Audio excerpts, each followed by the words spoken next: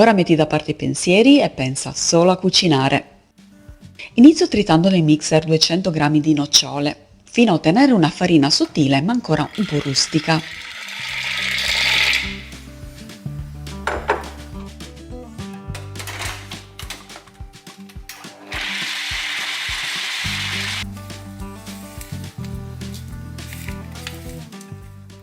Divido i tuorli dagli albumi di 4 uova.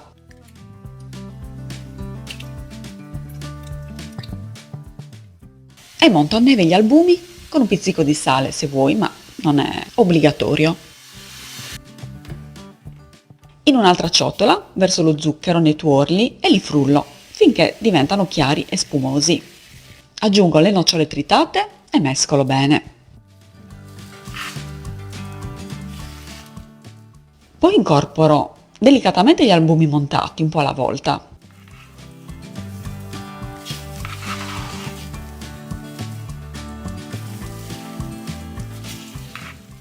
Prendo una tortiera da 20 cm e metto la carta forno sulla base. Taglio la parte in eccesso e ungo i bordi con un po' di olio o di burro. Verso l'impasto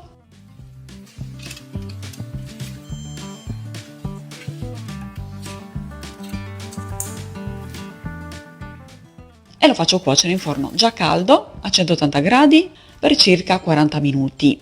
Quando è cotta spengo il forno e la lascio raffreddare piano piano, aprendo leggermente lo sportello e lasciando incastrato il manico di un mestolo. Nel frattempo preparo la crema allo zabaione. In una ciotola metto 5 tuorli, 70 g di zucchero, li monto con le fruste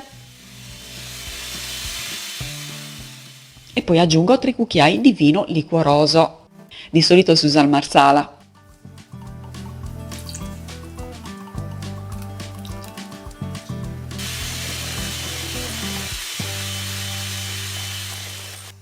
Verso tutto in un pentolino e lo appoggio su una pentola più grande con qualche dito d'acqua non appena l'acqua inizia a bollire. Mescolo con calma finché la crema si addensa.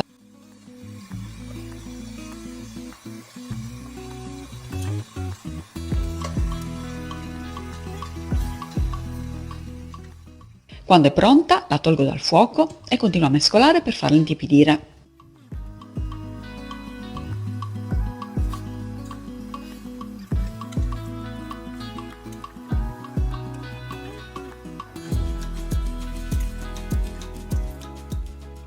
E ora taglio una bella fetta di torta, la metto nel piatto e siccome mi sento ispirata preparo questa bella decorazione.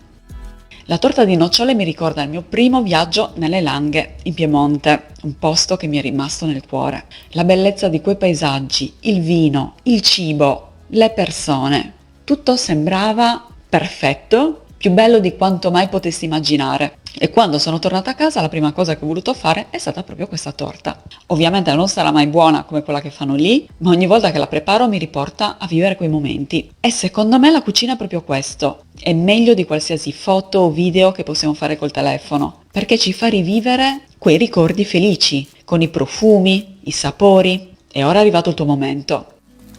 Respira, assaggia, tutto il resto può aspettare.